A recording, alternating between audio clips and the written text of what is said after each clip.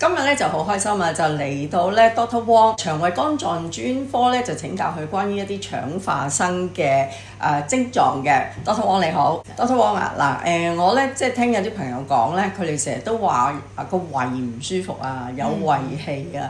咁頭先同你傾偈咧，你話有陣時咧有機會有一個病咧叫腸化生，可能係嗰啲病人咧遇到喎，可唔可以講下係咩嚟㗎？係啦，咁腸化生啦，就雖然有個腸字啦，但生喺個胃入邊嘅，係啦。通常咧就係喺一啲慢性胃炎嘅病人啦，咁佢哋因為個胃咧反反覆覆咁發炎啦，發炎之後好似我哋甩咗一層皮要再生過咁啦，係啦。咁當中咧出現咗啲錯誤啦，係啦，咁嗰啲細胞咧生下咧就已經同本來胃黏膜個細胞咧唔同咗樣啦，就變成咧好似腸細胞咁嘅樣。OK。本來胃嘅細胞咧係做分泌嘅，係啦，做胃酸啊或者做啲胃液啊。但係當佢生錯咗咧，變成好似腸細胞咁樣咧，就變咗好似吸收類型嘅細胞啦。呢個情況咧就會有。之後就會有一啲令人擔心嘅嘢發生啦，譬如話腸化佢再進一步去演變，再細胞再出錯嘅時候咧，有機會變成一啲癌前病變啦，甚至乎咧會增加胃癌嘅風險嘅。OK，咁腸化生我哋係喺個胃度抽組織係咁樣嘅。係啦，咁通常咧就好少會咁樣行入去同醫生講話，我有腸化生，唔會咁樣嘅。咁一般咧都係去到做完胃鏡啦，翻嚟覆診咧睇病理學報告嗰日啦，先至聽到呢個新嘅名詞，就話俾你知原來你嘅胃嘅黏膜嗰度咧出現咗有腸化生啊！咁係一個要喺顯微鏡下面係啦，喺病理報告度先見到嘅一個詞語嚟嘅。OK，咁當啦喺顯微鏡我哋真係睇到腸化生，咁嗰個病人佢係食藥定係點樣可以治療啊？係啊。咁呢個咧就複雜啲啦，因為腸化生咧佢唔係就咁自己一個病嚟嘅，個成因咧係由慢性胃炎引起啦。咁所以咧要處理嘅第一樣嘢咧就係要控制個慢性胃炎，唔好俾個胃咧再發炎落去。最常見喺香港令人慢性胃炎嘅原因咧，第一大最重要一定要提嘅咧就係幽門螺旋菌感染。有幽門螺旋菌咧就必須要幫佢殺菌啦。點解無端有幽門螺旋菌？因為我都未試過。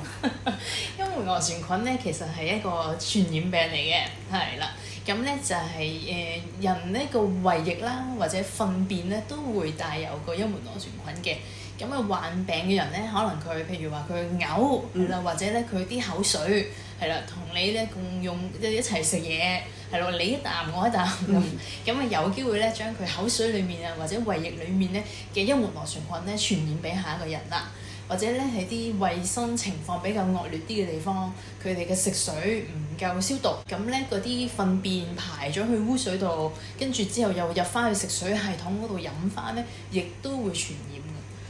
所以譬如話喺非洲啦，大概都有七成八成嘅人咧都有幽門螺旋菌嘅。咁香港就好啲，係啦。之前中大做過研究咧，大概係有一半嘅人度啦，都有一半，都有一半嘅。咁即係嗱，如果你咁講嗱，我當話一家人大家食飯，或者兩公婆好親密，即係好高機會嘅喎，傳染。咁咧就又未至於咁恐怖嘅，係啦，因為一般講緊幽門螺旋菌嘅感染咧，都係喺童年嘅時候發生嘅，小朋友嘅時候發生嘅。咁所以咧好多時候個傳染咧都係細個嘅時候咧，媽咪傳俾小朋友嘅。係啦，如果一個家庭裡面咧媽咪有咧，小朋友有嘅機會就比較大啲。咁但係爹哋就可能少啲，因為爹哋可能少啲同小朋友餵小朋友食嘢啦咁樣。咁咧就成年人咧，因為個抵抗力好啲啦，咁所以話真係大個咗再俾人哋嘅口水傳染咧，個機會就細啲嘅。咁不過當然啦，如果好密切接觸嘅，譬如話伴侶係啦，咁可能咧就都有機會傳染。咁所以我哋病人上到嚟檢查嘅時候咧，一般如果話佢有幽門螺旋菌，我哋都會問佢你個即係太太啊，或者你先生會唔會都有胃痛啊？或者如果媽咪有嘅，都會問下佢屋企有冇其他人都有唔舒服啊？咁一齊去檢驗咧，咁就會安全啲嘅。哇！呢個真係我從來未聽過，我第一次即係以後要提啲媽咪咧，即係唔好有陣時你知啲竹葉啊、吹啊，啲口水會落咗去㗎嘛，咁跟住就會俾啲小朋友咯。再老一輩嗰啲咧，可能含咗啦，嚼爛咗。係啦，啲俾佢話明白。咁好啦，嗱頭先你講啦，有幾個層次嘛，我哋減少佢胃炎啦，又減少幽門螺旋菌嘅接觸啦。當我哋驗到腸發生嘅時候，係食藥定係點樣㗎？係啦，咁就因為腸發生咧個細胞咧已經變咗㗎啦，咁所以就冇辦法話咧靠食啲咩藥咧令到個細胞咧變翻原本嗰個樣，即係好似譬如話我哋有跌親係啦，結咗個好大嘅疤。我哋就算做啲咩都好咧，嗰個疤咧都唔會有本來嗰塊皮咁靚㗎啦，咁樣。咁所以我哋可以做嘅嘢，第一咧，我哋希望佢唔好再受到發炎啦，係啦，盡量令個胃可以係有啲好啲嘅環境啦，唔好俾佢 keep 住發炎啦。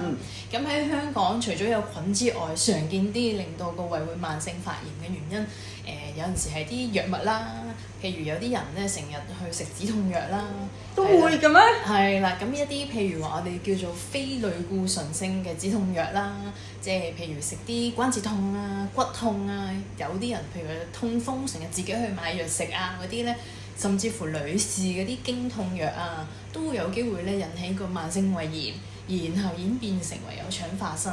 益利痛會唔會啊？普通止痛藥係最普通嗰種就唔會，就唔會嘅。你可以就咁喺街度藥房買得到嘅就唔會。通常都係一啲比較強力啲啦，或者佢有提醒你佢對腸胃係可能傷啲嘅喎，你最好配埋胃藥飽肚食嗰一類型咧，咁就容易啲出現有胃炎嘅情況啦。另外有一類人就係啲食阿士匹靈嘅人啦。阿士匹靈就最常用喺一啲心臟病啊或者中風嘅病人身上啦。咁可能身邊啲長輩唔多唔少都有啲人通過波仔啊，試過小中風啊，需要長期食阿士匹靈啊，咁佢哋都會多啲出現有慢性胃炎嘅情況嘅咁樣。咁呢啲冇辦法避免啦，但係我哋可以生活上面自己避免到嘅嘢，就係譬如啲壓力啦，食無定時一餐食一餐唔食。都有機會胃炎嘅咩？係啦，仲有係一啲太過精製嘅食物啦，譬如啲醃製得好犀利啊，係啦，或者啲煙燻過啊，比較調味比較複雜啲嘅食物，對個胃嘅刺激亦都會容易啲引起啲慢性胃炎啊咁樣。OK。好啦，咁即係話我哋只能夠令到個胃就保持良好嘅環境，但係就唔可以話有藥去咁樣醫好佢嘅喎，即係減低腸化生有呢啲組織嘅機會率。係啦，希望佢停咗喺只係呢度有腸化生啦，就唔好令到成個胃都腸化生啦。甚至乎我哋希望佢停喺腸化生呢個階段好啦，唔好再惡化落去咧，成為一啲癌前病變啦，甚至乎話演變成為胃癌啦。癌前病變咁需唔需要？譬如有腸化生嘅病人係一年都覆診一次 ，keep 住睇下自己有冇變咗癌前病變。嗱，其實咧就好多啲國際嘅指引咧都有去研究呢個問題啦，因為始終腸發生咧就常見，但係胃癌咧就未必話咁常見啦。咁究竟幾密去睇先至為之最好最安全？因為都唔可能話不停照咁啊，都會即係有個危險性喺度啦。咁就冇一個話好實際嘅定論嘅。不過一般咧都會建議一啲特別高危嘅人士啦，例如話佢家族咧已經有人試過有胃癌嘅病史啦，係啦。或者咧佢個腸發生嘅情況係特別嚴重嘅，呢啲人咧都會建議佢咧大概3年度啦去做一次胃鏡啦，咁喺胃嘅唔同嘅部位咧去攞啲組織去化驗，咁啊以知道咧嗰個胃個腸化生個分佈啦，同埋個嚴重程度啦，咁可以評估翻咧佢胃癌個風險啦，同埋最希望就係可以偵測到一啲早期嘅胃癌啦，唔使等到話擴散晒啊、好嚴重啊先至發現啦。頭先你講攞組織咧，即係喺照胃鏡嘅時候咧，醫生已經可以幫佢攞唔同部位嘅組織㗎啦。係啊，因為嗰個腸化生喺個胃嘅唔同地方度發生咧，個風險會有啲唔同嘅。係啦，如果話集中喺個胃竇度咧，咁會比較好啲嘅，低風險啲嘅。假如咧佢個腸發生嘅位置高啲嘅，係上到個胃體嘅話咧，嗰個即係將來再病變嘅風險咧會比較高嘅。咁所以都會建議咧就起碼喺個胃嘅5個位置去攞組織，係啦，咁先可以即係做一個準確啲嘅評估啦。OK，咁講開頭先你講啦，即係當最差去到胃癌啦。聽過咧，其實胃就算切咗部分，應該都仲生存到喎，係咪？係啦。咁胃係幫我哋消化啦，係啦，幫我哋儲存啲食物啦，消化然之後落去準備吸收啦。咁冇咗成個胃咧，都唔會話生存唔到嘅。成個胃都得，真係㗎？留翻少少俾佢都 OK 嘅。哦 ，OK。係啦，咁當然啦，冇人希望冇咗個胃啦，因為冇咗個胃咧，食唔到咁多嘢㗎嘛。係食唔到咁多嘢啦，會有好多地方唔舒服嘅，可能食少少你已經覺得好頂住啦。同埋個胃咧，其實係一個好似 J 型嘅嘢啦。咁佢之後面咧仲有嗰啲膽汁啊，嗰啲要駁落去條小腸度啦。如果冇咗個胃咧，嗰啲膽汁又會湧翻轉頭啦。都辛苦嘅，都好影響生活質素嘅。咁所以都好多國際上面即係無論日本啦，尤其是日本、韓國啦，都做好多研究啦，希望盡早偵測一啲即係早期嘅癌症啦，可以減少話真係要做切胃手術啦，咁即係可以令到個生活質素可以得到保持啦，即使有胃癌嘅話。咁我好似聽過咧，譬如肝癌就切咗1/3嘅肝都 OK 嘅，即係佢會生翻出嚟。胃會唔會自己生翻出嚟㗎？胃就唔會生翻。唔會嘅，即係切咗就冇咗血㗎啦。切咗就係靠食到就搏啲小腸啊，係啦。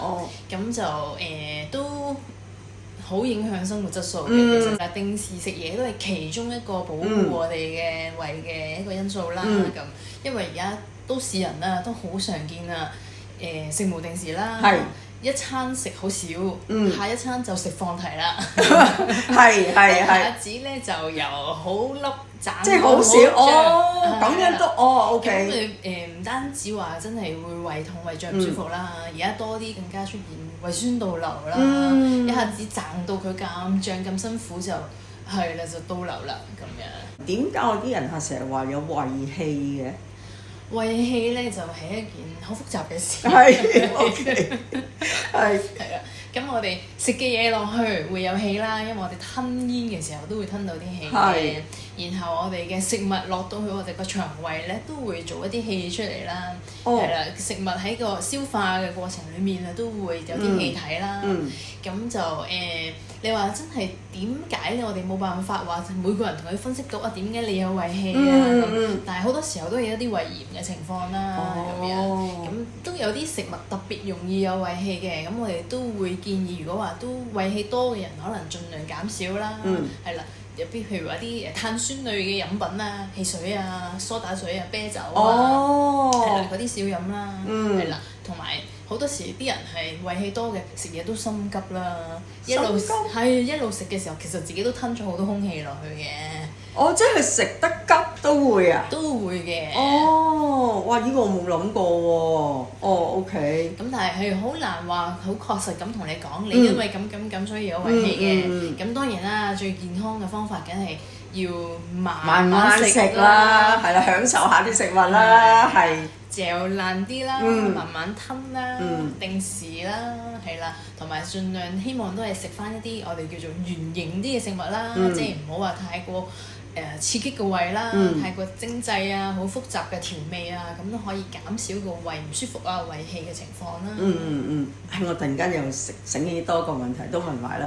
譬如有陣時有啲朋友咧，即係有胃痛咧，好多時佢哋就喺藥房買啲胃藥，胃即係看門口，胃痛就飲咁啦。類似我聽我啲客講，其實得唔得㗎？即係其實市面上買到啦，自己可以就咁行入去藥妝店藥房買，好多中和啦，係啦，中和胃酸嘅藥。咁如果少個胃揦住痛，咁一般其實都幾有效嘅，係啦，中和少胃酸。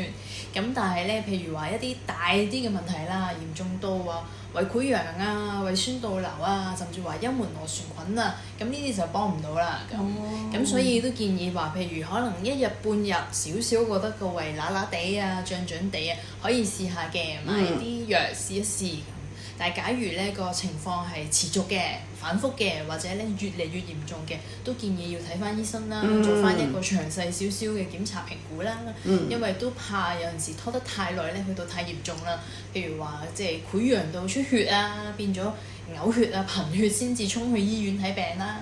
甚至乎話去到即係癌病啊，先至發現到啊，咁就太遲啦。OK， 咁啊，如果大家咧對於咧胃唔舒服，仲有其他問題嘅咧，歡迎大家喺留言裏邊咧再問啊 Doctor Wong 嘅。咁今日我哋多謝晒 Doctor Wong，唔該晒 thank you。